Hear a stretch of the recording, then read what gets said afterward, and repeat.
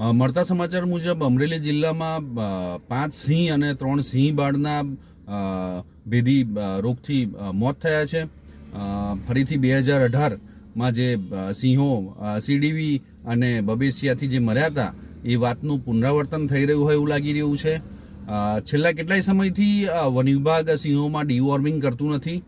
બીજી વસ્તુ કે 2018નો જે બનાવ બન્યો હતો ને એમાં 30 જેટલા સિંહો આપણે ખોયા હતા અને જે કેપ્ટિવમાં રાખ્યા હતા સિંહો જે સારવાર હેઠળ હતા એ સિંહોને પાછા જંગલમાં છોડવામાં આવ્યા નથી.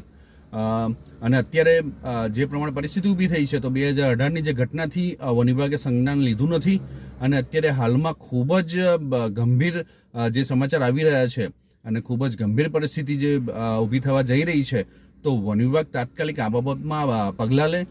જે ડીવોર્મિંગ કરવાના હતું સિંહોને એ ડીવોર્મિંગ કરતા નથી, જેના કારણે જે આ ભેદી રોગ છે જે બબેશિયા અને સીડીવી વાયરસ એ સિંહોમાં સંક્રમિત થયેલો અત્યારે જણાઈ આવે છે અને 8 જેટલા સિંહો મર્યા છે. ત્યારે પરિસ્થિતિ ખૂબ જ ગંભીર છે.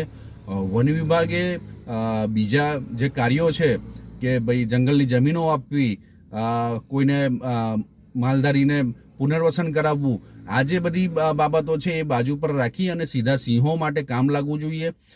વન વિભાગે પોતાના જે સિંહોના વિસ્તારનો જે સ્ટાફ છે એને તાત્કાલિક એલર્ટ મોડ પર રાખી અને દરેક જગ્યાએ દરેક સિંહોને ચેક કરવા જોઈએ. અને જે પ્રમાણે અમેરિકાથી રસી લાવીને જે બણકા ફૂંકવામાં આવ્યા હતા જે તે સમયે 2018ની અંદર, તો એ રસીનું શું થયું અને અત્યારે જે સિંહો મોતને ભેટી રહ્યા છે તો વન વિભાગ તાત્કાલિક આ બાબતમાં પગલાં ભરે.